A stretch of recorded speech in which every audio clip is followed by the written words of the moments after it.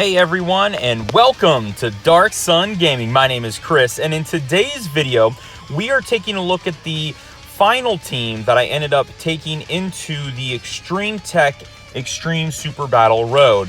Now, unfortunately, what happened when I took this team in is it was probably about, I don't know, the 12th or some odd time that I had gone into the event using kind of the typical players, and wasn't really having a whole lot of success. And I decided, you know what, I think I'm going to take a team that really focuses on attack lowering and also the stunning factor. So that's what I ended up doing. And unfortunately, the file got corrupted. So I ended up having to go through, and I only caught about the last 7 minutes of the final bout. So I'm going to kind of run through the team on what I was doing, and then also go through and show you guys those final few minutes.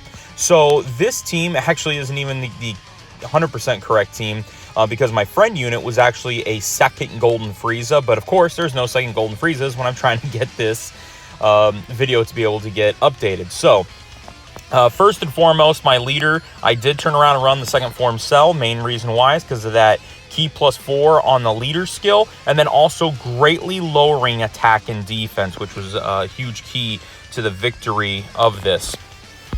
Next, yes, I took Tech Hit, and I know some people are probably wondering how I could take this guy into this type of an event, and he actually did very well. The fact that he does the medium chance to stun on his super attack, along with being able to have that attacked enemies a negative 20%, and then having a high chance to stun the attacked enemy for a turn, that really came in very helpful in almost every instance. I can't think of a time that he did not stun somebody for at least the attempt for him to get hit. Now, he does need to stay in either the second or third turn, and he does need a little bit of help either through the lowering of attack against some other people, or making sure that he is stunning someone that's going to be hitting him next.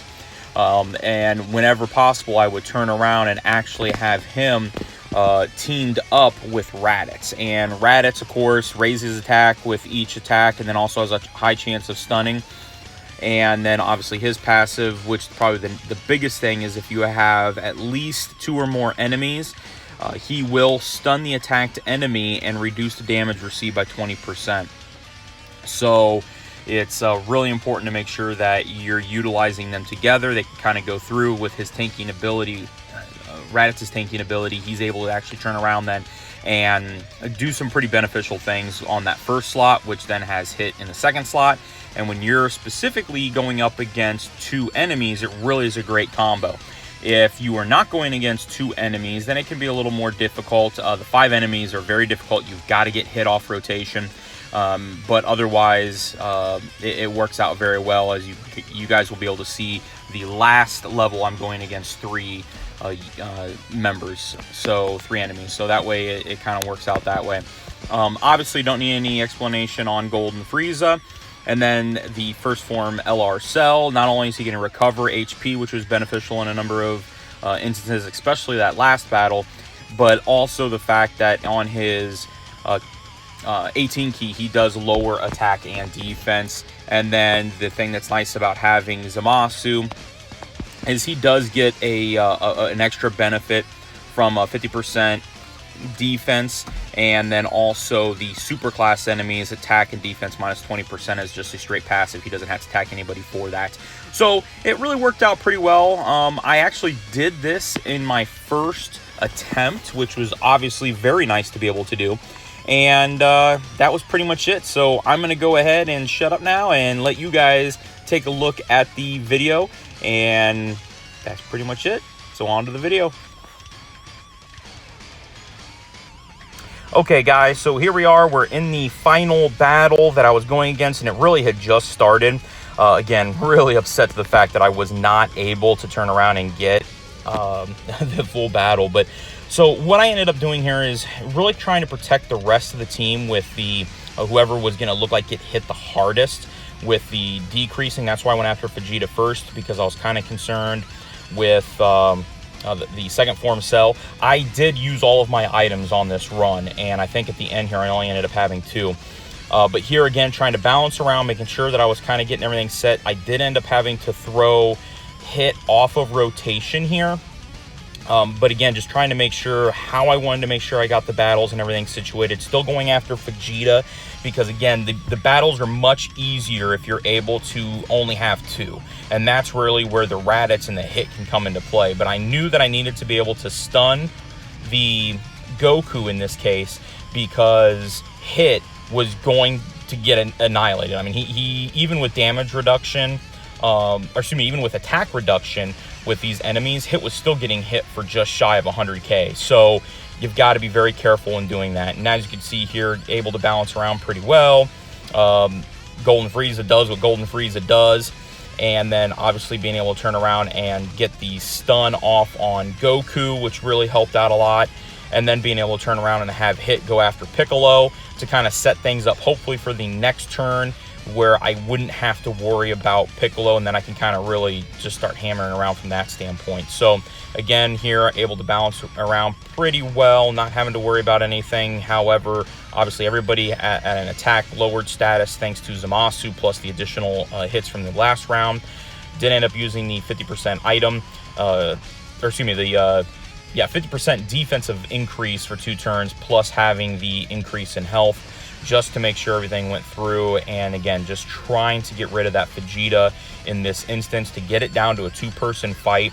And the majority of the attacks then are going to come from that first-person slot. So I would recommend, if you're going to be going for a stunning aspect, I would recommend going with whoever's going to have the most attacks in the turn, which is typically going to be the first character. Stun them, and then the second character use the lowering attack status to be able to go through there. So again, just really trying to hammer out, get Vegeta. I think I do end up killing him here on my next shot.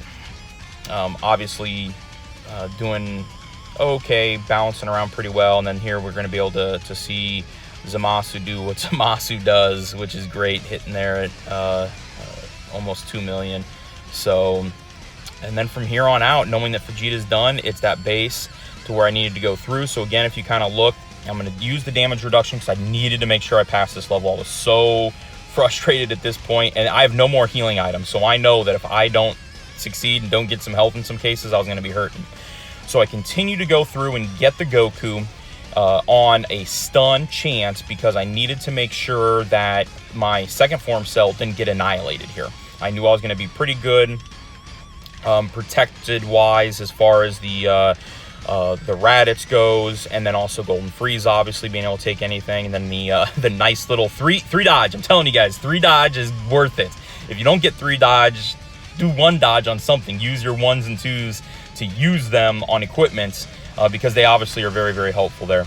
But again, able right there, stunning Goku, guaranteed, because it's 2 enemies, and he's also to really hammer hard on both of these guys in this instance, because they are going to be both Goku family and Namekian. So just very, very devastating when it comes to Raditz on this standpoint.